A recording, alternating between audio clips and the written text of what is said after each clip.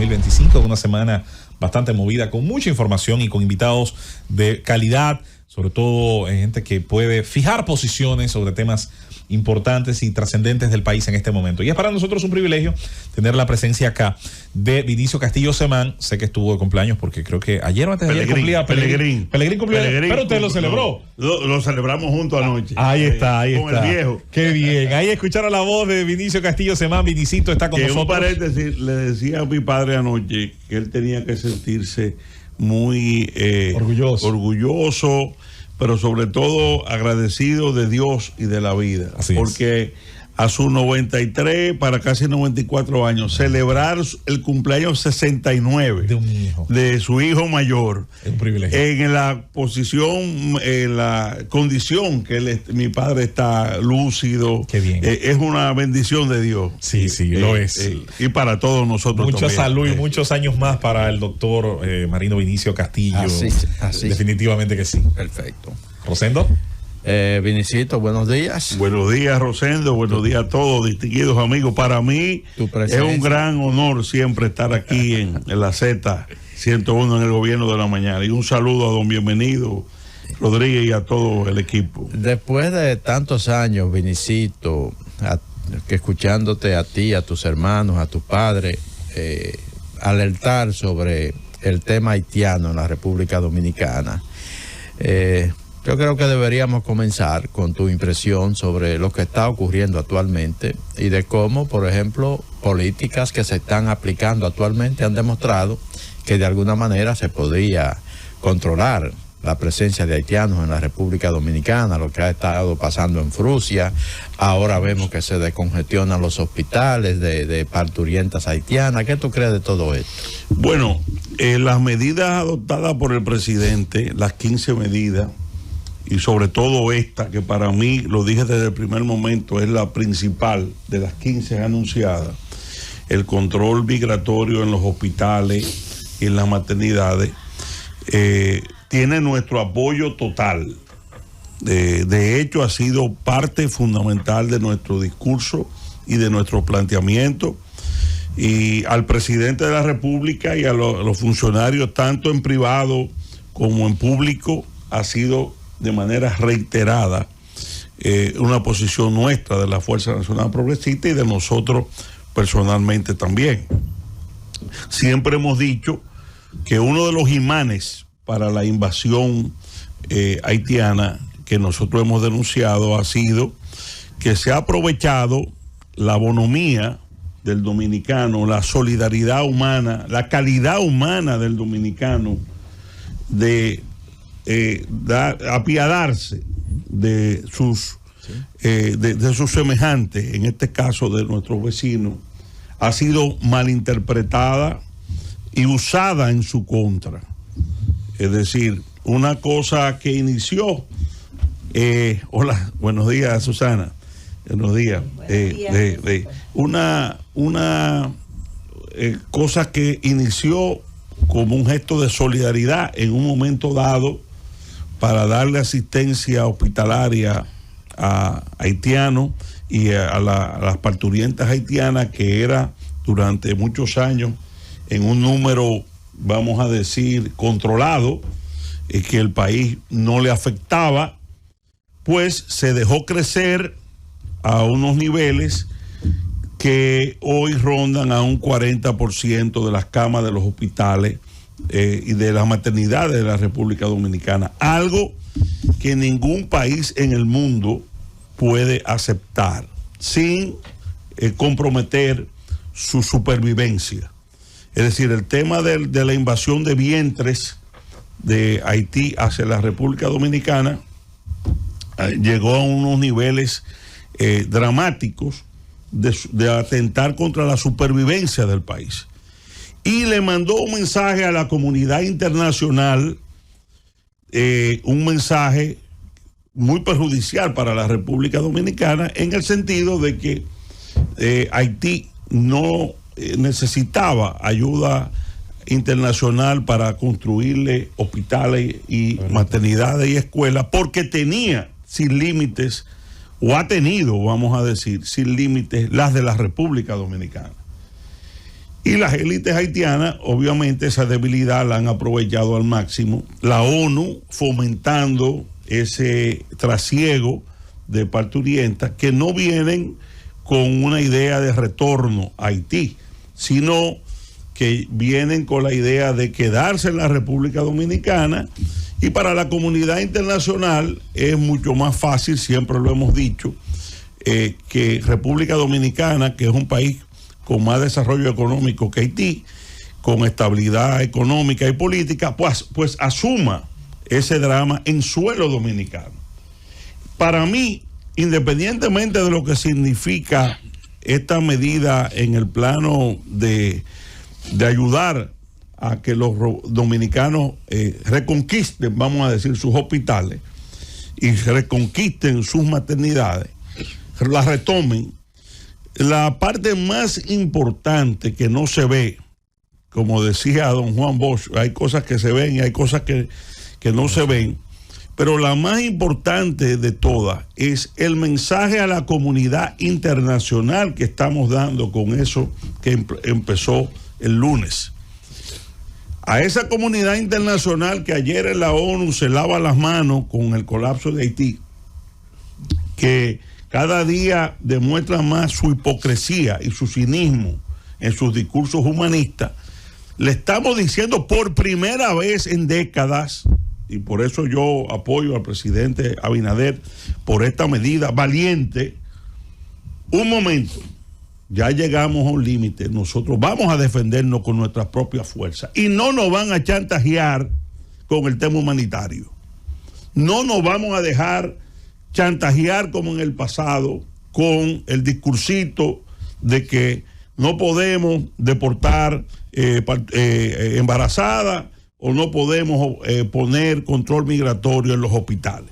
Ese chantaje de pacotilla es el que se ha usado durante los últimos 20 o 25 años precisamente para llegar al país a una situación prácticamente de colapso de su sistema hospitalario y de maternidades.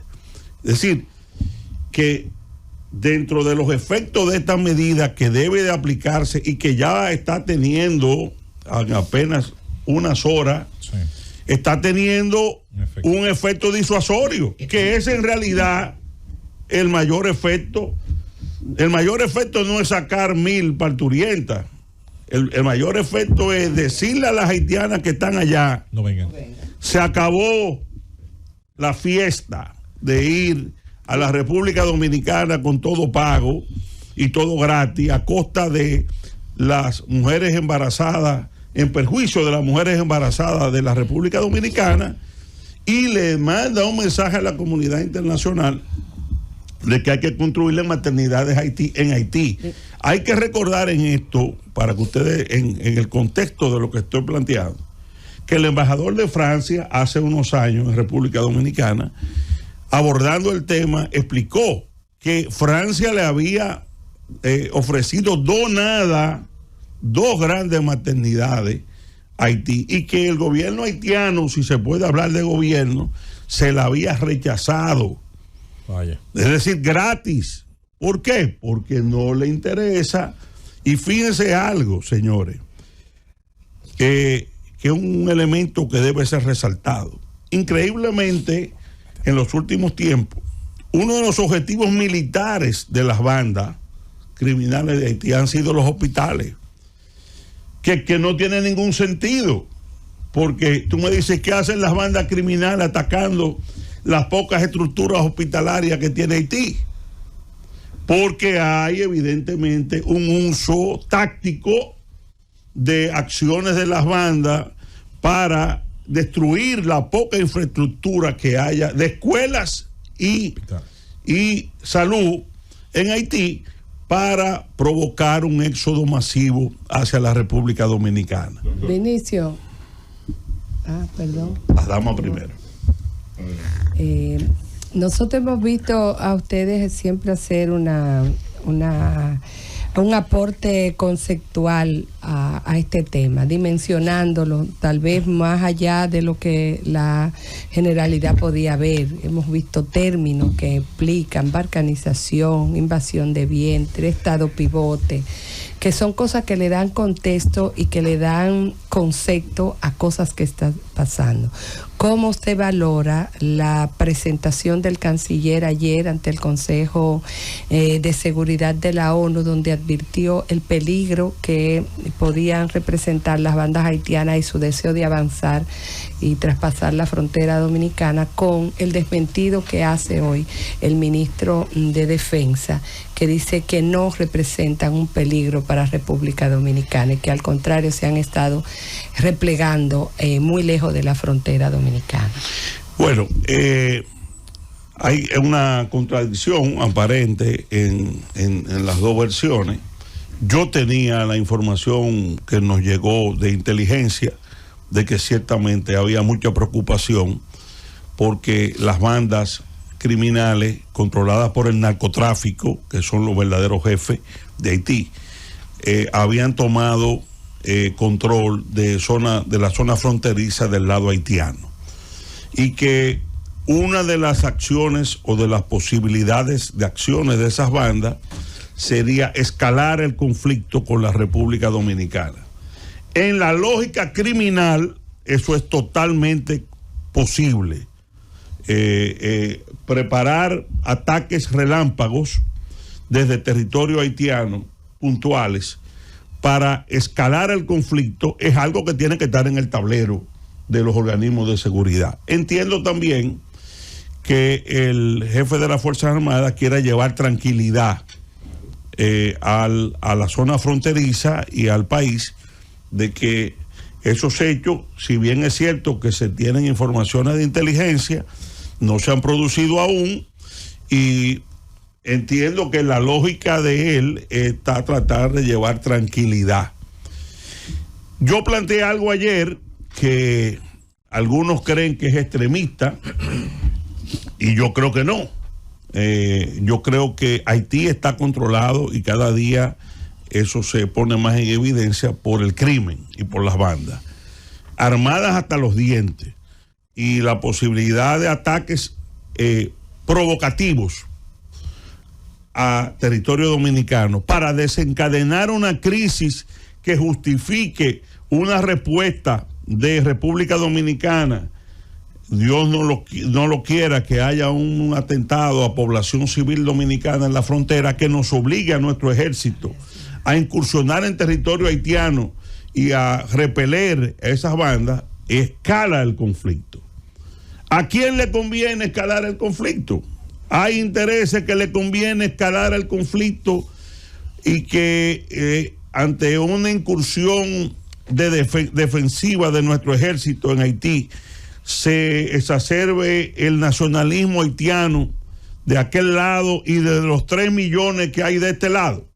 ¿Cuál va a ser la reacción de los haitianos que viven en la República Dominicana si el ejército dominicano se ve en la obligación de entrar a Haití en un momento de a repeler una acción? Todo eso tiene que estar dentro de estudiado para que no nos agarren, como dice el pueblo, asando batata, y tratar de evitarlo, de que eso nunca suceda, pero puede suceder en este contexto.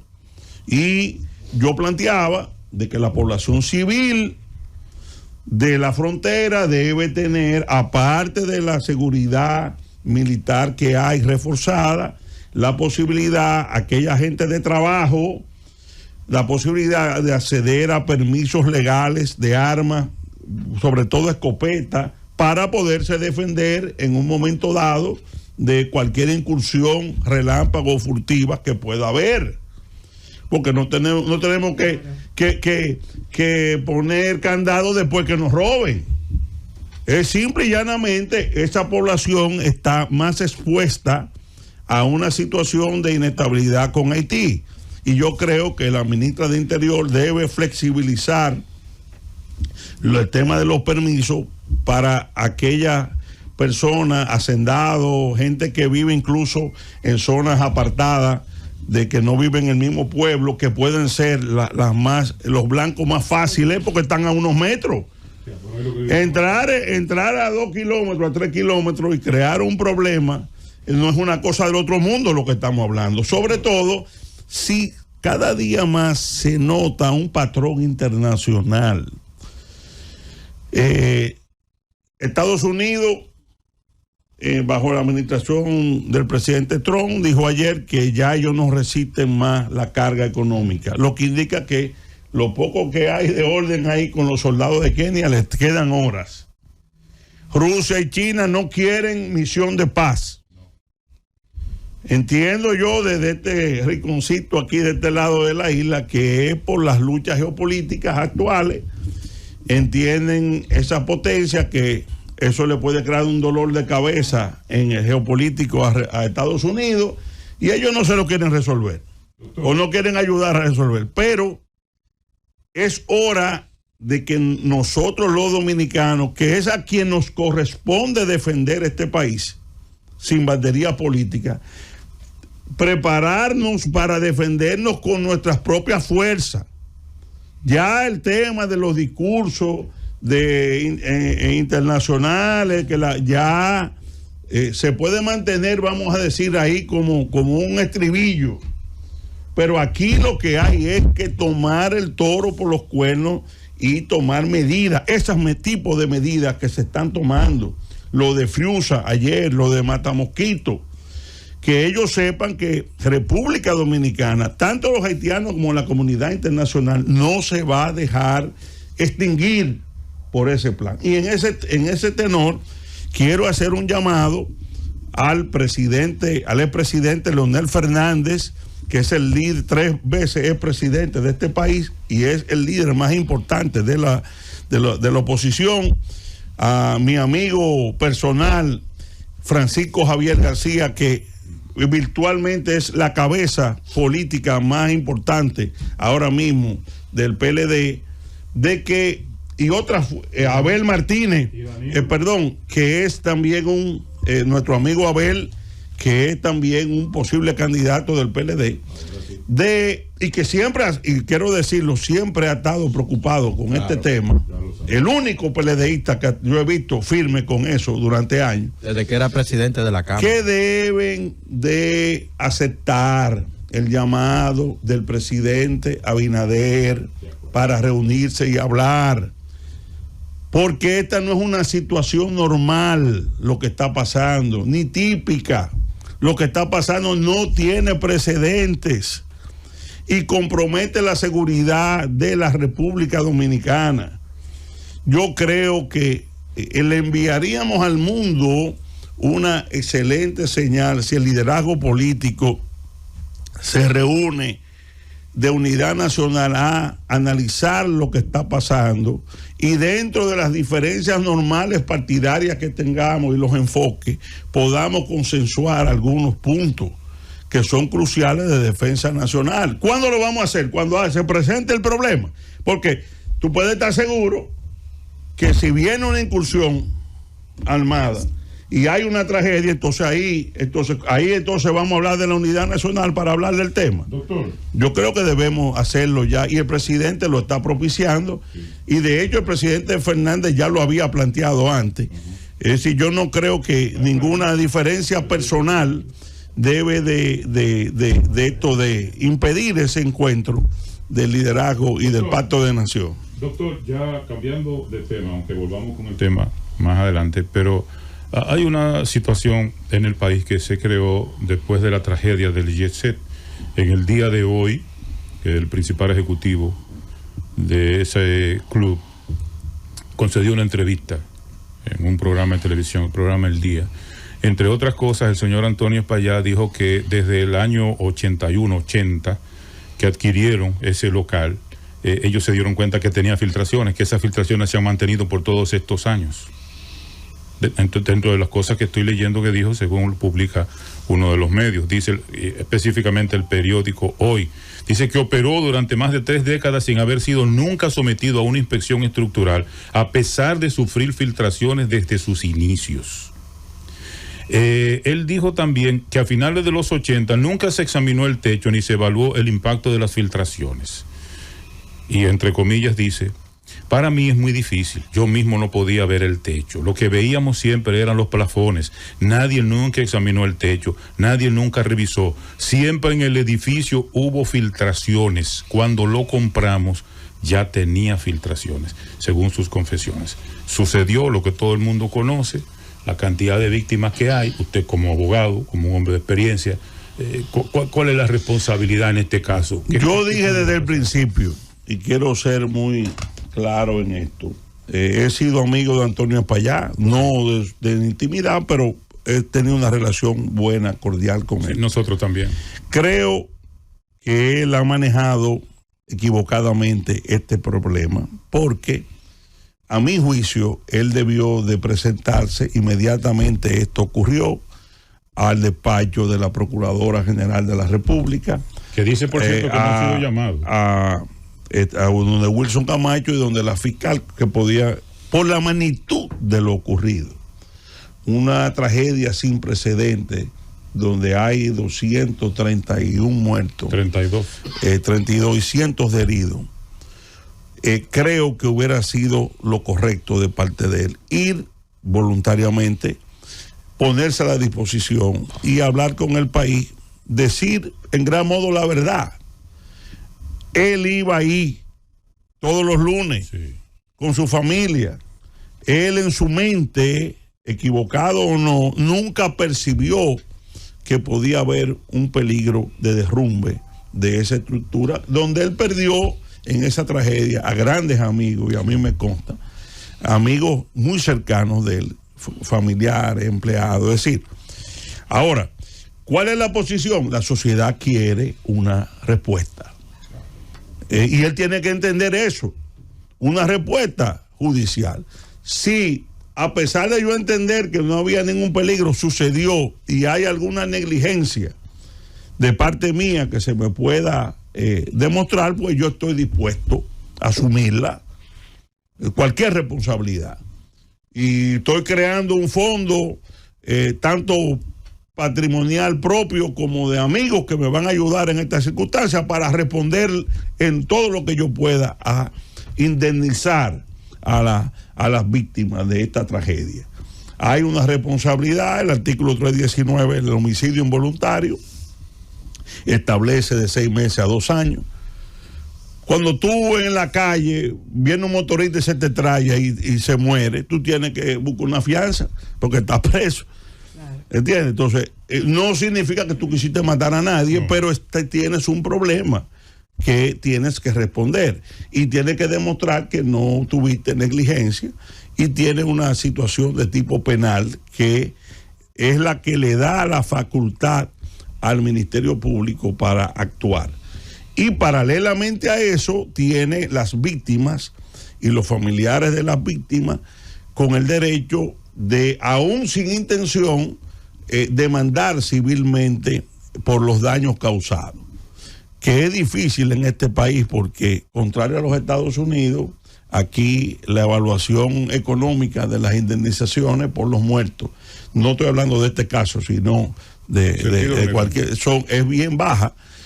A nivel de, no es como en Estados Unidos, pero ese el mecanismo existe judicialmente y él ya ha nombrado abogado y se va a defender sobre ese tipo, y entiendo que en muchos casos llegará a acuerdo con las víctimas y sus familiares para ir resolviendo esos problemas dentro de un marco general de que se trató de una tragedia donde él no hay una intencionalidad de parte de él, y eso es la parte que quizás él no ha sabido, diríamos, quizás mal asesorado, manejar, porque nuestro pueblo es muy bueno y muy comprensivo, pero cuando tú le hablas de frente la verdad y te ves espontáneo, te ves que realmente tú estás destrozado como lo debe estarlo, y que está a su lado en el dolor, y que está a su lado en el dolor, y que bueno, es una tragedia y aquí estoy para afrontar.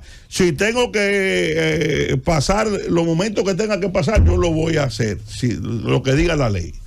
Y eso le hubiera dado mucho más, diríamos, una posición más humana y más ventajosa dentro de las circunstancias a la que él tiene ahora, porque al haber pasado 2 semanas sin hablar, hoy da su primera entrevista y creándose la percepción en la población, errada o no, de que él está siendo privilegiado por un trato preferente, porque es un hombre de negocio importante, dueño de medios de comunicación. Eso le crea una ira popular normal, que si él se descuida en eso, le van a hacer hasta una marcha para pedir su cabeza judicialmente y que lo metan preso. Bueno, porque se liga una situación de impotencia social, vamos a decir, de que si hubiera sido otro, ya estuviera procesado. Y a porque es el dueño de un emporio, entonces lo tratan de otra forma. Cosas que él hubiera podido evitar. Si se hubiera manejado desde el principio de una forma distinta. Vinicito, volvamos al tema de los haitianos. Ya las autoridades intervinieron, Matamosquito, en Friusa, incluso tumbaron muchísimas cuarterías y se vio parte de la marginalidad que se vive ahí.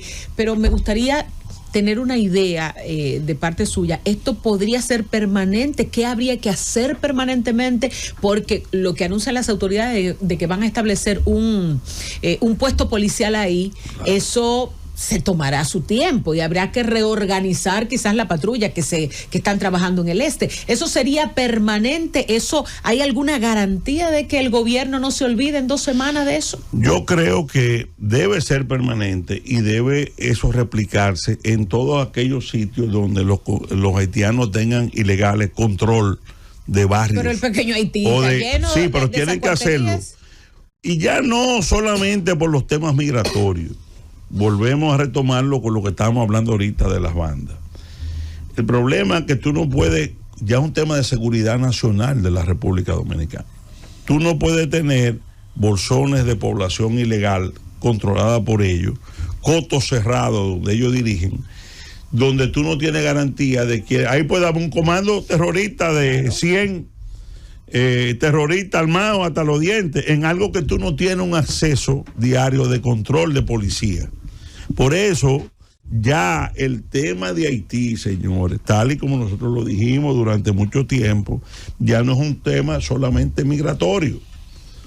Cualquier acción, incluso de eso que estamos hablando en la frontera, puede estar conectado con 8 o 10 puntos aquí, que si ellos tienen el control, y no me cabe ninguna duda cuando vi esa acción ayer, que la autoridad debía tener algún tipo de información sobre el peligro de ese coto cerrado haitiano en la cercanía de los hoteles, que es una parte muy sensible del turismo en la República Dominicana, y que obviamente tú no tienes, por la indocumentación que ellos tienen en general, uno que te resulta un pegabló o pegavarilla o poner varilla puede ser un comando de una banda de barbecue o de cualquier otra banda. Es decir, y puede tener AK-47, puede tener rifle moderno. Es decir, ya la situación de control acentuado de Haití en manos de banda obliga a que la República Dominicana apriete sus esquemas de seguridad aquí para evitar que pueda haber planes combinados entre lo que hagan las bandas criminales allá y grupos armados que puedan tener aquí en la República Dominicana. Por eso yo creo que lo que pasó ayer en Matamosquito es correcto, debe haber un control permanente y así en todos los barrios donde ellos tengan un control, diríamos un gobierno, un mini gobierno de territorio. Es decir, de que donde ellos estén no sean mayoría ni tengan el tema de que la autoridad no pueda entrar, sino que se integren a la formalidad y al Estado de Derecho. Exactamente. Claro. Así es. Exactamente. Habla del llamado que hace el presidente a la unidad sobre todo de los partidos políticos. Nosotros incluso ayer apoyamos esa decisión, ese llamado del presidente. Pero ¿no cree que es preferible, antes de tener esa unidad de país, la unificación de un discurso dentro de los estamentos públicos del gobierno? porque hay muchos niveles de contradicción, y me explico. Abro comillas, dice el canciller Roberto Álvarez en el Consejo de Seguridad de Naciones Unidas lo siguiente, abro comillas: recientemente nuestro gobierno decidió declarar a los grupos criminales haitianos como grupos terroristas que organizan y sincronizan sus operaciones delictivas de manera más eficiente cada día. Como grupo terrorista, hace 11 días, 2 de esas bandas criminales embistieron la comunidad haitiana de Mirabel y ocuparon la sede del consulado dominicano en ese poblado. Afortunadamente, el personal que custodiaba el edificio había sido retirado previamente. Los criminales han amenazado con seguir su marcha desde Mirabel hasta la frontera dominicana. Dice el canciller eso. En un escenario como el Consejo de Seguridad. Correctísimo. Porque está alertando a la comunidad internacional precisamente de un peligro. Dice el ministro de las Fuerzas Armadas que eso no representa peligro, que la banda no han avanzado, que están a 30 o 50 kilómetros. Para que la gente tenga una idea, la banda haitiana está, la frontera es el río Jaina, y la banda están en San Cristóbal, que están a 30 kilómetros de la capital, y están en Badín, que está a 50 kilómetros de la capital. Para el canciller, tú que eres un periodista experimentado, y este es un tema nacional, no político, tiene que ser en el análisis de las declaraciones del ministro de las Fuerzas Armadas un poco indulgente, en el sentido de saber que lo que él trata de llevar es un poquito de calmar el nerviosismo de la población. Sí, escúchame, es decir, yo no lo veo como una contradicción, pero necesito de funcionarios. Yo lo veo donde un canciller ante la comunidad internacional, nada más y nada menos que el Consejo de Seguridad, le dice lo que hay. La población fronteriza, sobre todo de República Dominicana, se inquieta, se pone nervioso. Yo soy de ahí. ¿Y quién le corresponde garantizar o llevar una tranquilidad a esa población inquieta? El ministro. Pero entonces, estoy de acuerdo.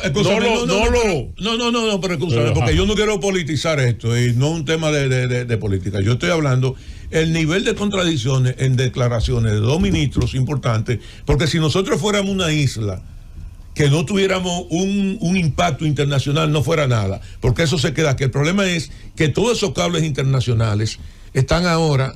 ¿Y cuál va a ser el argumento de la comunidad internacional cuando el canciller hace un planteamiento y el ministro hace otro planteamiento negando lo que dice el canciller? Mira, si el ministro, que seguro le preguntaron, no fue una declaración quizás espontánea, si el ministro dice lo contrario, tenía que anunciar ahí mismo planes operativos militares.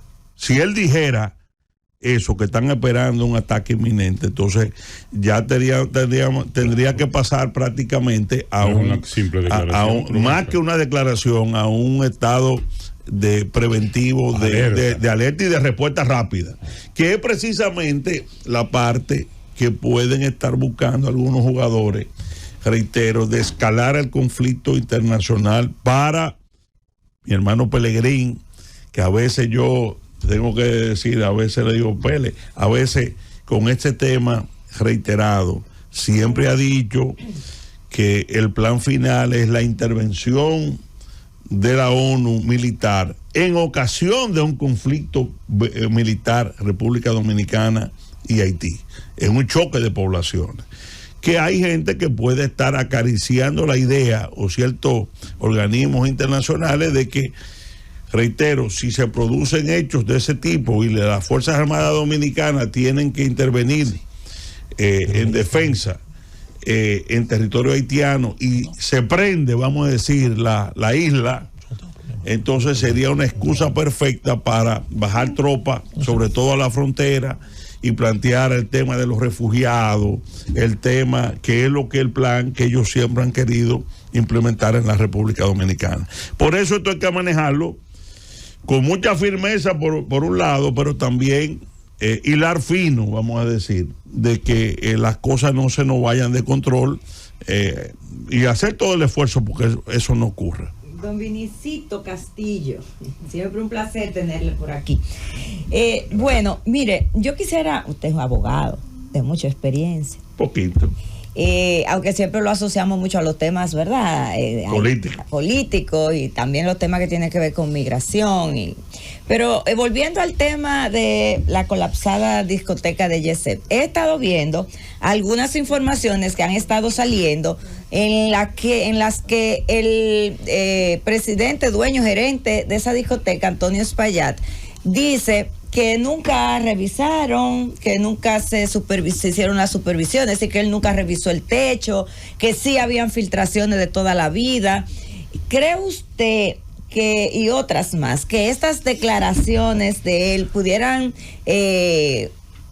actuar en su contra a la hora de llevarlo a juicio, a penalizar o judicializar este caso? Porque él está admitiendo, digamos, que una falta. Se supone que todo el que tiene un negocio, y más si es un negocio de uso público, pues debe de garantizar la seguridad de ese negocio para garantizar a su vez la seguridad y la integridad física de las personas que allí se dan cita.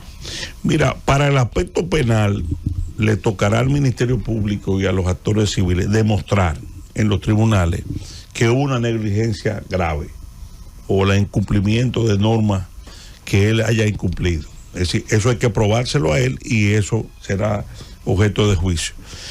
Pero dentro de esta tragedia inmensa, algo bueno, vamos a decir, si se puede hablar de algo bueno, pero sobre todo para el futuro, debe dejarnos como legado esta situación, y es que la institucionalidad ha fallado. Es decir, los organismos de control y de revisión de estructura han fallado. Y eso no es solamente con Yesep. Aquí hay una situación que es vox populi. Yo mismo que he estado en campañas electorales en los barrios más populosos del Distrito Nacional, sé que hay muchas construcciones hechas por maestros de obra sin cálculos estructurales, que por obra y gracia del Espíritu Santo todavía no se han caído. Que Dios siempre nos protege de que un terremoto o un temblor fuerte, porque podría haber una situación sumamente grave. Yo creo que ha llegado el momento, después de esta tragedia, de hacer varias cosas. Hay que fortalecer los mecanismos de supervisión. Creo que hay una conciencia ciudadana también que debe de exigir, por ejemplo, las presentaciones artísticas, los seguros, que son un mecanismo muy, diríamos, directo, de que puedan a construcciones que van a asegurar, garantizar de que estén revisadas, que estén acordes, que sus cálculos estructurales estén bien, que no haya anexos, vamos a decir, que se hayan hecho fuera de los planos aprobados. Es decir, creo que se puede hacer un gran esfuerzo. También a nivel de rescate, aunque hubo una encomiable labor que hay que reconocer, yo soy el primero en hacerlo, pero es importante formar jóvenes fuera del país, especializados en rescate, de este tipo de rescate que nosotros no estamos acostumbrados a ver. Aquí los rescates que estamos acostumbrados a ver son de otro tipo, no de escombro de concreto, y eso tiene su especialidad. Igualmente las maquinarias que se usan no son las maquinarias de construcción normales. Yo creo que hay que crear un cuerpo élite. El Estado tiene, y el sector privado debe ayudar también a tener un cuerpo élite para este tipo de situaciones, que puedan responder con efectividad dentro de la tragedia. Es decir, sacar, como haciendo un símil con lo que dice el pueblo, poner candado después que nos roben. En este caso sería buscar soluciones después de la tragedia. Las soluciones que podamos, diríamos, prever en el futuro para que no se repitan. Eso es lo único que nos queda en esta situación, que la sociedad tenga respuesta, que no sienta que hubo impunidad porque es un poderoso, porque eso es un mensaje muy nocivo. El Ministerio Público tiene que cuidar eso también. Claro que sí. Porque si ese crédito bien ganado que tiene el Ministerio Público Independiente no puede dar la sensación al pueblo de que hay una situación de impunidad, sin caer en exceso tampoco, porque no creo que un caso como este lleve a tomar acciones, o no lo necesita tomar acciones, diríamos, drásticas, pero que el país vea que hubo una respuesta institucional de su justicia. Vinicito, mira, conozco, por cierto, en el ejercicio de derecho, casos interesantes que Vinicito tuvo. Recuerdo el de la niña aquella del colegio. Sí, tuvimos varios casos. Para mí es el caso más representativo. Yo tuve un caso en Santiago también, pero de mala práctica médica. De mala práctica médica. Yo recuerdo que logramos. Sí. Ahora, le quiero decir lo siguiente. A ver, quiero su opinión como jurisconsulto, sobre todo ahora con las declaraciones que han salido de Antonio Espaillat en esta entrevista que estaba en estos momentos viralizada y la gente la está comentando. Quiero rescatar lo siguiente y quiero su opinión como abogado. La Ley de Protección a los Derechos del Consumidor dice en su artículo 105, en su inciso B, numeral tercero, dice específicamente, leo, este capítulo tiene que ver esencialmente con las violaciones, es el artículo 104, y en el artículo 105, entonces consideran las infracciones siguientes. Dice, en el tercero, serán consideradas infracciones las acciones u omisiones que produzcan riesgos o daños efectivos para la salud de los consumidores o usuarios, ya sea en forma consciente o deliberada, o por abandono de las diligencias y precauciones exigibles en la actividad, servicio o instalación de que trate. ¿Qué uso pudiera tener? Eso entra dentro del tema de la negligencia grave o de la inobservancia de normas que habla el 319. Es decir, tú puedes ser culpable de homicidio involuntario, no porque tuviste una acción, sino por omisión también, que se pueda considerar negligencia grave de tu parte. Obviamente, eso tiene que probarse en el tribunal. Por supuesto. Hay que recordar que la Ley de Protección de los Derechos del Consumidor abre un espacio que ha sido muy utilizado, incluso en nuestro derecho, a la jurisprudencia, al uso de la jurisprudencia, incluso extranjera, que tenemos esa situación. ¿Pudiera eso, insisto, darle tracción? Aquí puede haber, de hecho, va a haber, ya hay demandas, tanto querellas penales como demandas civiles. Es decir, va a haber cientos. Y Antonio Espaillat se está preparando con Jorge Luis Polanco y un grupo de abogados para defenderse de eso. Es decir, que eso va a ser parte del día a día, de su día a día en los próximos dos o tres años. Sin duda. Lo importante ahí es el rol de la autoridad, porque también se ha politizado. Hay gente que ha querido culpar que el gobierno quiere proteger a Antonio Espaillat.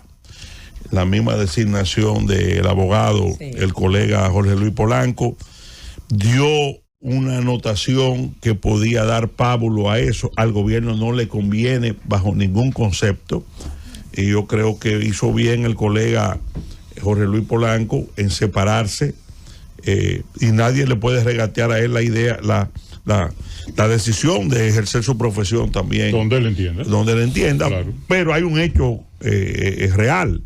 Él hasta la semana pasada era el abogado del gobierno y del Estado. La recuperación de los bienes. Entonces, hay mucha gente que aún con la renuncia...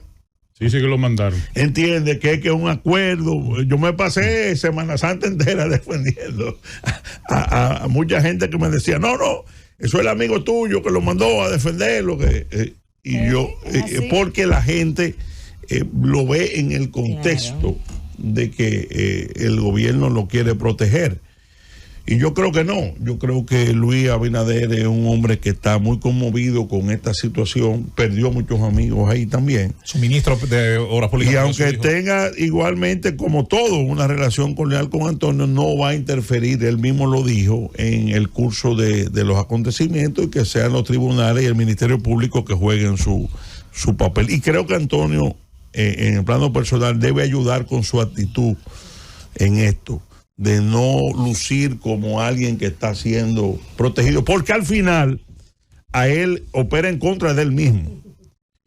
Porque en la medida en que la gente lo vea que está protegido por el poder, van a hacerse marcha aquí para pedir cárcel para él. Es decir, eso aparentemente es para ayudarlo, pero termina en un contexto como el actual por perjudicarle. Doctor Vinicio Castillo Semán, Vinicito está con nosotros en esta entrevista central de este día miércoles en el Gobierno de la Mañana. Vamos a una breve pausa y venimos con más. Llévatelo, Francis. Siendo las 8:55 minutos en el Gobierno de la Mañana, Gobierno de la Z101, vamos avanzando en este día miércoles 23 de abril. Tenemos la presencia de Vinicio Castillo Semán, Vinicito, como lo conoce todo el país, y con él vamos una vez más a tener una nueva ronda de preguntas y respuestas. Rosendo Tavares. Vinicito, una nueva Cámara de Cuentas en el país, ¿qué tú opinas?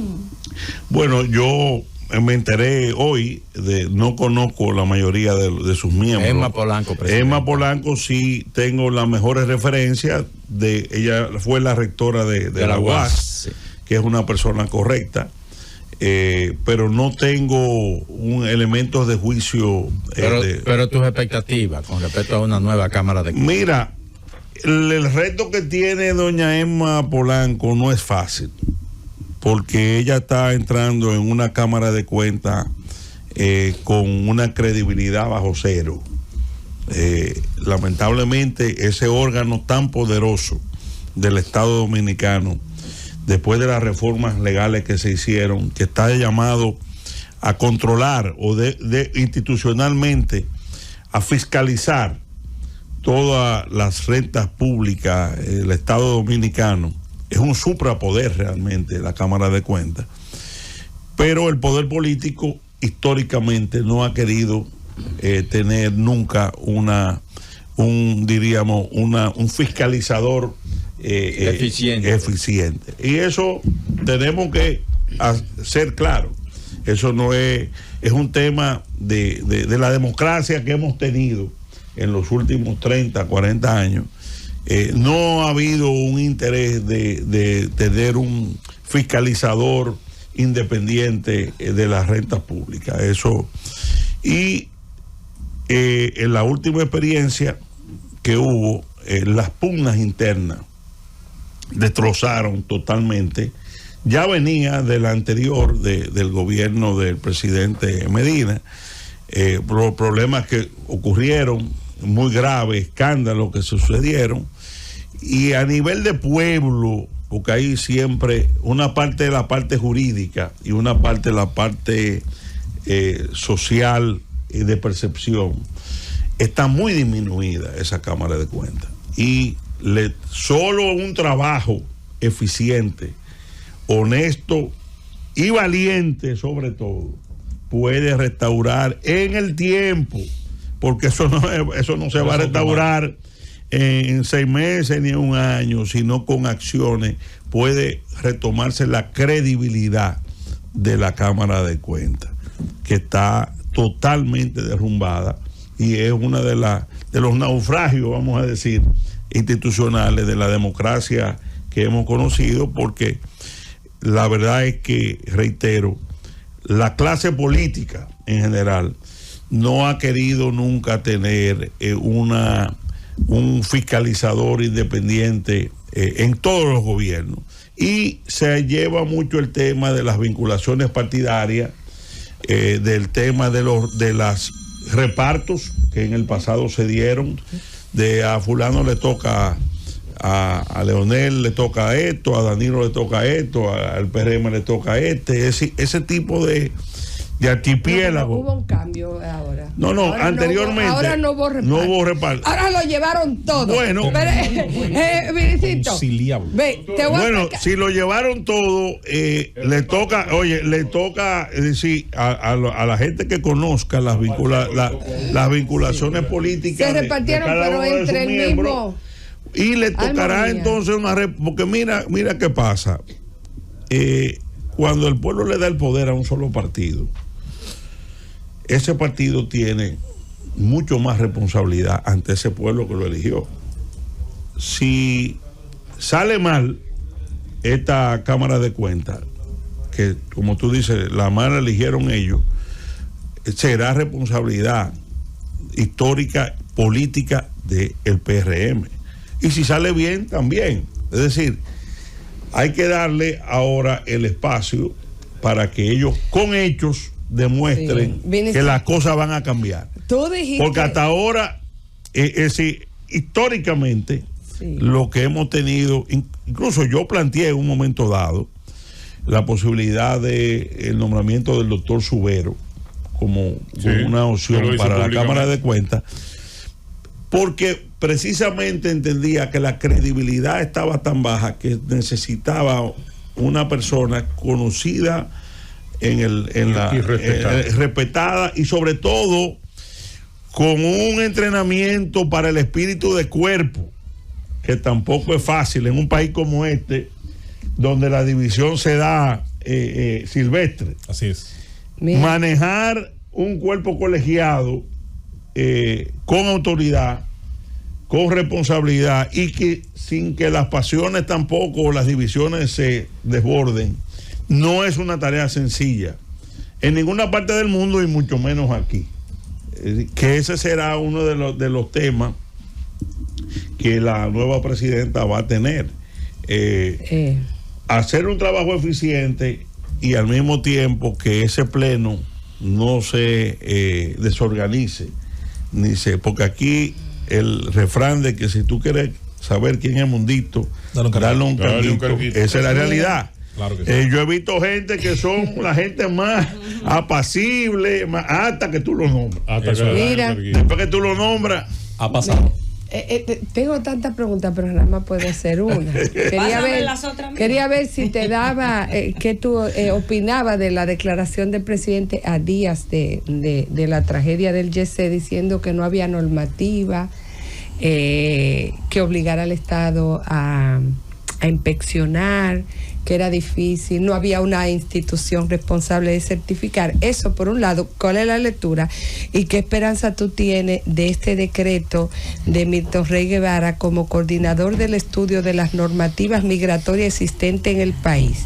Lo veo como se parecen, ¿verdad? Porque en esta sabemos que hay 5 leyes, por lo menos. Bueno, pero tú tienes que ser indulgente con el presidente porque él no es abogado. Sí, él no es abogado. Hoy vinicito al indulgente. Bueno, lo que el presidente quizá la indulgencia nada más quiso decir era que había que reforzar las leyes existentes.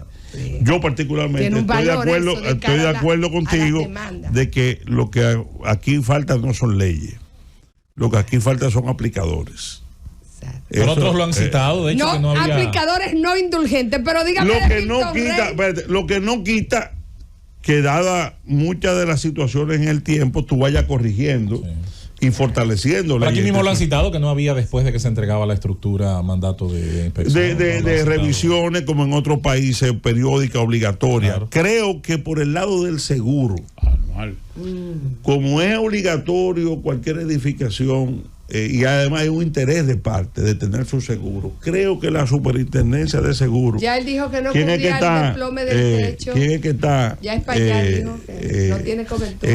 La superintendencia de seguro. Valentín, tu hermano Valentín. El amigo Valentín, que es abogado y fue legislador, creo que puede en esta situación que ha ocurrido examinar y ordenar un estudio de cuál mecanismo se puede poner por ley para obligar a los seguros, antes de renovar una póliza cada cierto tiempo prudente, tengan que exigir con expertos ya calificados. Ya está eso. Ya eso está. Sí. Bueno, porque hay que ver también por qué no cumplieron. Bueno, entonces pero dime de Milton Ray, por favor. El nombramiento del doctor Milton Ray, yo creo que debe llenar de tranquilidad al país en materia de estudio, que creo que el presidente lo ha nombrado para estudiar las posibilidades de reformas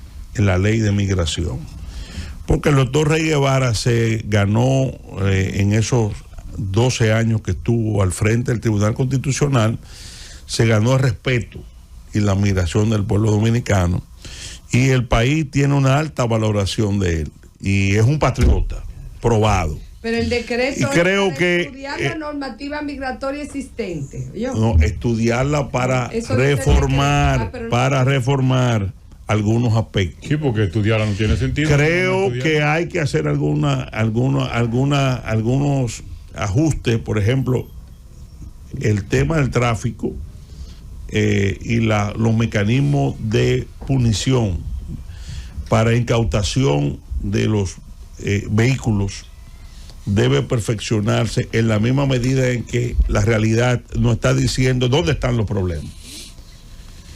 Yo creo que y es una de las propuestas que hemos hecho, esa del procurador general, de un fiscal general, con un cuerpo de fiscales con jurisdicción nacional, importantizado, que tengan leyes que establezcan de forma expedita la incautación de guagua, de vehículos, y que estas no puedan ser fácilmente devueltas.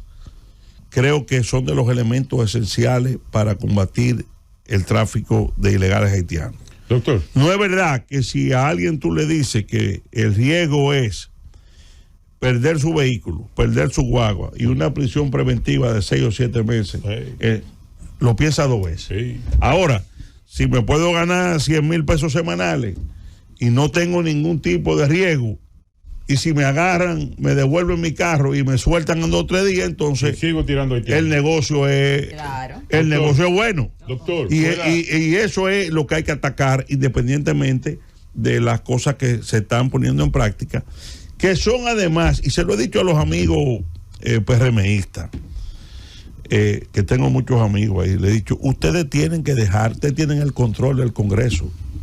Dejen un legado institucional hacia el futuro, un cuerpo de leyes que proteja a esta nación en ese tipo de situaciones, que va a quedar como legado, que el PLD no lo hizo cuando tenía ese legado institucional contra el tema migratorio, no lo aprobó. Ustedes tienen esa oportunidad. Ahora, el tema de no alquilarle a los ilegales vivienda, el tema del 80-20 y de no venderle, la mecanización de la agricultura, ¿por qué no dar el salto tecnológico? El tema de la construcción. Yo he hablado con amigos empresarios importantes de la construcción que están trayendo de China las técnicas más modernas de construcción de torres, y me decían, solo el 20% se hace, insisto, el 80% en China se monta, se hace prefabricado y se monta con maquinaria. ¿Cuál es el problema de todas estas torres que son las que más demandan mano de obra ilegal haitiana? Doctor, aplicar y dar un salto tecnológico también en este tipo de situaciones. ¿Qué es lo que nos lo impide? Doctor, fuera de su rol de opinador respetado, ¿no? Que usted se lo ha ganado. Sí. Aprendí con usted, Caro Cruz. Que por cierto, un entrenamiento. Que por cierto, Caro Cruz Digital viene muy pronto. En tiempos difíciles. Viene Caro Cruz Digital muy pronto. Pronto. Usted y yo para todo lo que salga. Así es. Sí, vaya preparándose. Pues en la plataforma 180 grados a partir de la semana próxima. Con Dios. Para que sepan, sí. Mire, doctor, fuera de ese rol, ustedes tienen una oficina de abogados de la más prestigiosa de la República. La más antigua del país. La más antigua 1901. del país. Y con un prestigio muy bien ganado. Entonces, ¿se han acercado a algunas de las víctimas de esta tragedia o alguna de la otra parte para poder ser asistido por ustedes, y en caso ustedes estarían disponibles para hacerlo? Mira, nosotros hemos asesorado como amigos realmente a personas afectadas, que familiares, hay personas cercanas, muy cercanas a uno que han sido afectadas, pero hasta el día de hoy nosotros no hemos tomado ningún caso de demanda o de querella contra el Antonio Payá y contra Yesé. Somos una oficina, pero ese es un punto que no me gusta, porque uno no anda buscando casos ni nada de eso. Creo que está dentro de las posibilidades, pero no es algo que está tampoco de los abogados que estamos como buscando que nos contraten. Perseguidor de ambulancia, no, Ambulance Chaser. No. Vinicio, el próximo 24, la Antigua Orden Dominicana va a ir al Palacio Nacional a una protesta para mostrarle en cierta manera fuerza al gobierno con el tema migratorio. Está exigiendo resolver la situación migratoria, sacar a todos los haitianos, pero aquí se ha cuestionado mucho a esos muchachos que conforman la Antigua Orden Dominicana, porque se habla de que no tienen formación, se habla de que sus objetivos son así como un poquito difusos. ¿Cómo ustedes los ven y cómo ven mañana esa manifestación y los próximos? Yo creo que hay dos manifestaciones convocadas. La de mañana al Palacio, yo le decía a la Antigua Orden en las redes sociales, lo voy a decir aquí, que debe de cambiar de consigna, o de objetivo. Esa marcha en el Palacio, siendo justo, debiera ser para apoyar las medidas en los hospitales, en las maternidades que está el presidente Abinader valientemente, porque nunca un gobierno en los últimos 50 años le había metido el pico, vamos a decir, a ese problema de los hospitales, como está ocurriendo. Y creo que esa marcha debe apoyar de manera resuelta ese tipo de medidas. Sobre todo porque ya se nota en algunos sectores campañitas tratando de boicotear esas medidas y tratando de irse por la fibra humana sensible para ver cómo esas medidas sean dejadas sin efecto o sean mediatizadas. Creo que la Antigua Orden, sin duda, que ha tenido un mérito esencial en sus movilizaciones, que el gobierno está actuando. ¿Qué era lo que yo planteaba hace unos días? Bueno, si la marcha de Friusa fue exitosa de su convocatoria, a la cual yo apoyé, y el gobierno toma medidas, vamos a darle tiempo para que reaccione, porque lo que queremos todo es que haya una reacción. Y si el gobierno reacciona, como esta situación de ayer de Matamosquito y de Friusa, desbaratan el barrio, lo demuelen, toman medidas, creo, siendo justo y consecuente, que la marcha debe apoyar esas medidas y sí agregarle algo que es muy peligroso para el país, que hay que pedirle al gobierno, es impedir que los haitianos que han convocado una marcha el próximo domingo, en esta coyuntura, una afrenta en el altar de la paz, una provocación. Pero eso es formal, eso realmente. Bueno, cuando yo lo vi, cuando yo lo vi de verdad en las redes, dije, bueno, pero esto debe ser fake news. Porque como hay tanta, porque yo no concibo que una situación como esta que está viviendo Haití y la situación de efervescencia que hay en el país, que un grupo como reconocido convoque a una marcha para pedir la nacionalidad dominicana en contra de lo que es una decisión del Tribunal Constitucional que tiene un rango constitucional. Yo digo, esto es un acto subversivo. En esta coyuntura es un acto subversivo. Y más en un momento que estamos esperando una incursión de bandas criminales en la frontera armada. Es imprudente. Y dije, pero no puede ser. No me voy a hacer eco, déjame buscar. Y me metí en la página de Instagram, que era que lo había visto de reconocido, y ciertamente ellos han convocado una marcha para el 27 para pedir nacionalidad dominicana, alegando apatridia. Creo que el gobierno, y le hago un llamado a la ministra y a las autoridades en sentido general, deben de impedir esa marcha porque primero es ilegal, es inconstitucional. Los haitianos no pueden marchar y eso es un acto político. Eso es un acto político que está prohibido. ¿Es un buen trabajo por migración esa marcha? Segundo, va a exacerbar las contradicciones, va de parte y parte, y sobre todo del lado dominicano. Ya incluso la Antigua Orden y muchos otros grupos han dicho que van a ir físicamente a impedir eso, independientemente de lo que el gobierno haga. Entonces creo que de las cosas que yo le pediría públicamente a la antigua orden, al cual solo conozco por los medios de comunicación, porque nunca he conocido personalmente a ninguno de sus dirigentes, que conviertan esa marcha del Palacio de mañana en un apoyo a las medidas tomadas en los hospitales, en las maternidades, en un apoyo a que lo de Friusa y Matamosquito se multiplique en el país, donde ellos tengan un coto cerrado, y que el gobierno impida esa marcha de los haitianos el próximo domingo. Vinicito, dijiste que conoce a Antonio Espaillat. Sí, desde hace muchos años. Hace muchos años. Las declaraciones de Antonio Espaillat entra dentro de lo que es el proceso. O sea, él también, lo que quiere decir es esas declaraciones de él, yo también soy víctima. Yo también soy víctima.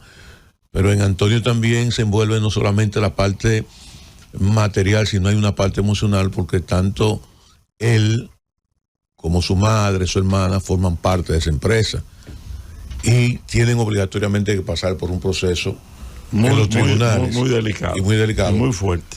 ¿Qué consejo le darías tú a Antonio Espaillat luego de estas declaraciones que ha dado Antonio Espaillat, donde él mismo admite públicamente que ese inmueble se compró con vicios, con dificultades, con una serie de fallas, y que del año 1981 a la fecha no se hicieron las reparaciones debidas, a pesar que la construcción misma del edificio fue para albergar personas, porque recordará que eso era un cine, y que continuó con esa misma temática terminando en un centro de diversión?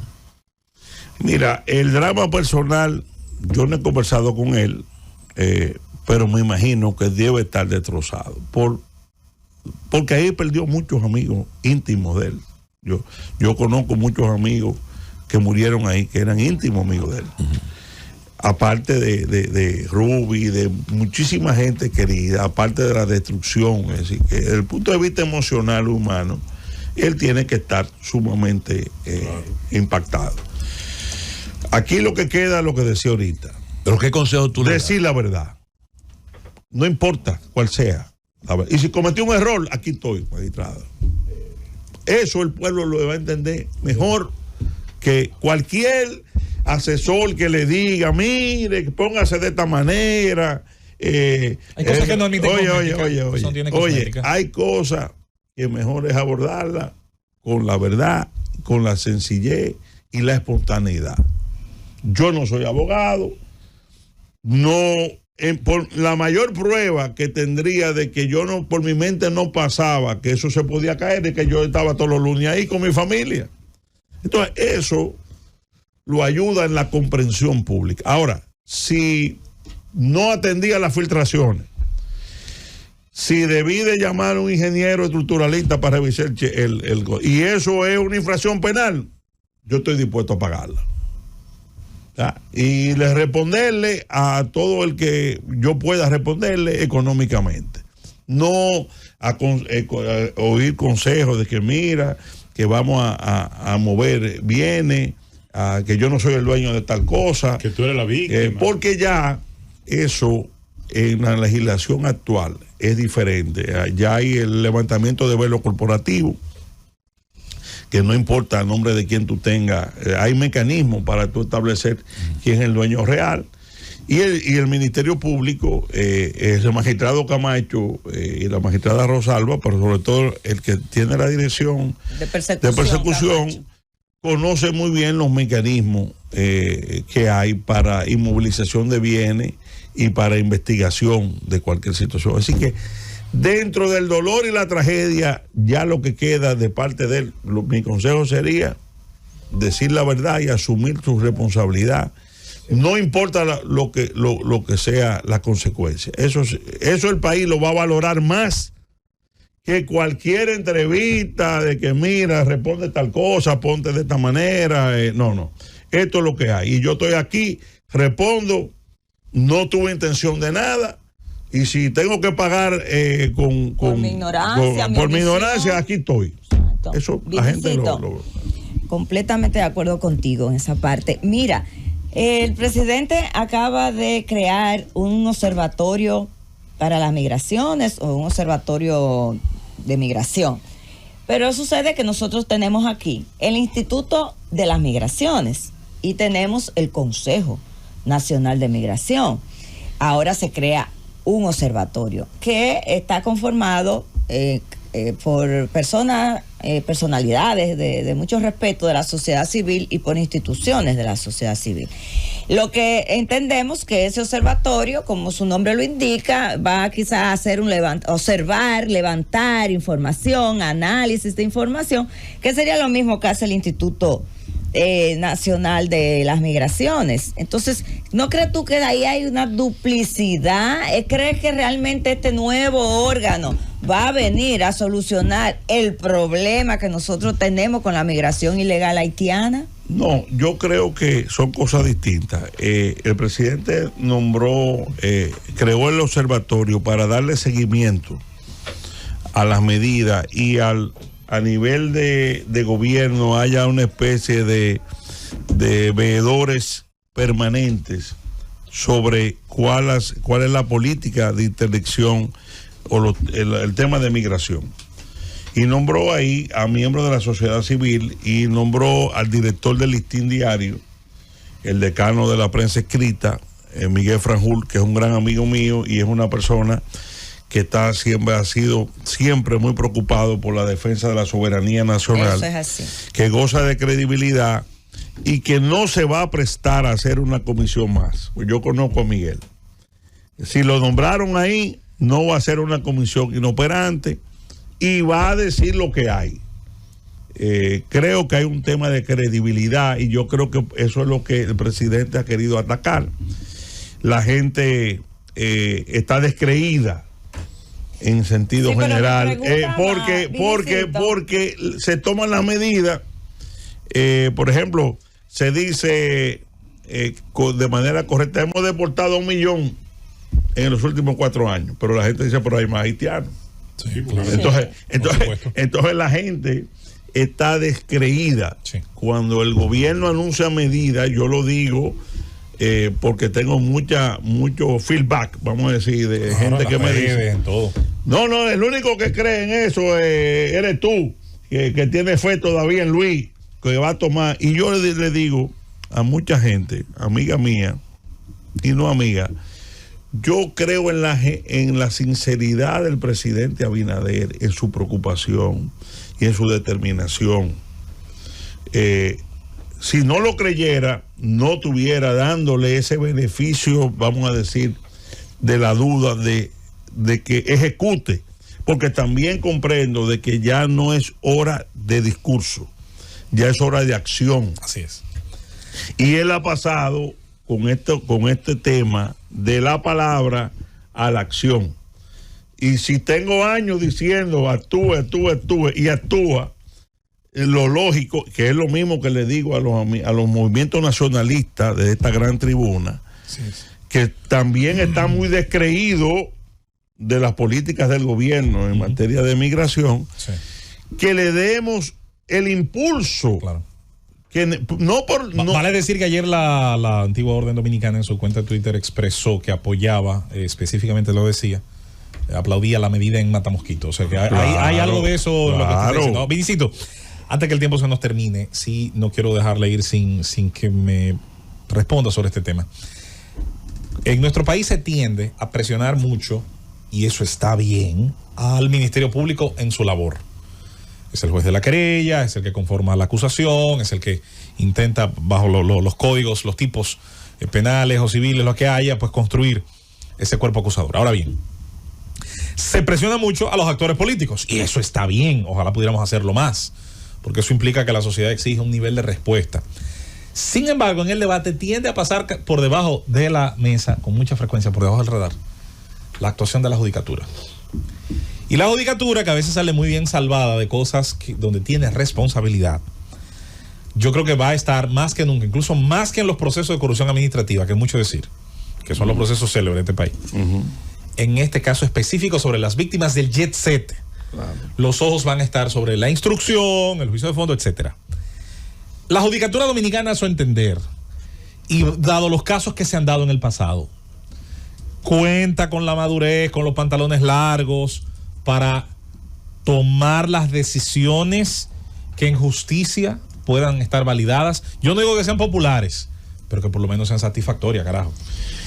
Yo creo que los jueces tienen, igual que el Ministerio Público, una gran responsabilidad en esto y en la respuesta que el país está esperando, es que su justicia funcione. Cuando digo justicia, no me refiero al Ministerio Público solamente, sino a los jueces.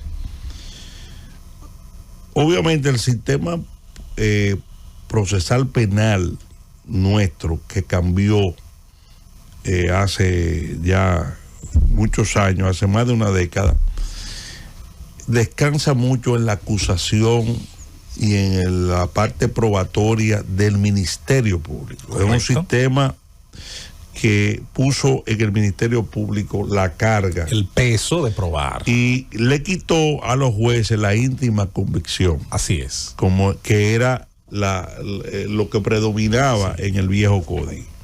Es decir, el juez antes, no importa que el fiscal y las partes no fueran duchos por la razón que fuera en presentar las pruebas acusatorias, si tenía la convicción de que después de oír todo, tú eres culpable, te condenaba. Y podía hacerlo. Ahora, no. Ahora el juez está muy atado. Es como una especie de tercero imparcial, donde se limita, y nosotros hemos criticado mucho eso, porque eso se presta a muchísimas manipulaciones. La sentencias hermafroditas, un término que no sé si fuiste tú o fue don Vinicio. No fui yo. No. ¿Se dan más fácil en qué modelo? El tema es que el énfasis del Ministerio Público y su agilidad, efectividad en la acusación va a ser muy importante en la reacción de los jueces. Porque el juez está circunscrito a que lo que ese Ministerio Público o las partes actor civil puedan probarle al imputado, que tiene una presunción de inocencia constitucional, que solo la rompe ese fardo de pruebas acusatorias debatida, y en base a eso que te tiene que condenar. Más allá de esa técnica está el gran público de la opinión pública, es decir, el gran público que es el pueblo dominicano, donde hay una parte institucional, que es a la que tú te refieres, que los jueces, es decir, los jueces tienen un juez, que es el pueblo que lo está observando. Ese pueblo que lo está observando, que nos observa todo, pero a todos en cada uno de los roles que desempeñamos, van a jugar cuál va a ser el papel de los jueces. Y entiendo que a nivel de jerarquía de la Suprema Corte del Poder Judicial debe haber una conciencia de que este tipo de casos, precisamente que afectan personas con mucho poder económico, no pueda darse la impresión de que al final esta tragedia sin nombre, sin precedente, que impactó el mundo entero, quedó en una especie en el aire. Uh-huh. Porque eso sería un naufragio institucional. Es la cosa. Esa es la parte. Vinicito, gracias por darnos este tiempo en el Gobierno de la Mañana. Muchas gracias a ustedes. Y por las respuestas. Le quiero ver pronto ahí con Fernando. ¿Cómo no? Otra vez. Caro Cruz Digital. Versión 2.0. Vinicito, gracias. A partir del próximo lunes. Y un abrazo a su padre. ¿Cómo no? Claro que sí. Gracias. Nosotros seguimos con el Gobierno de la Mañana. 94 van a ser. Un abrazo que para Dios le dé salud y vida. Llévatelo, Francis.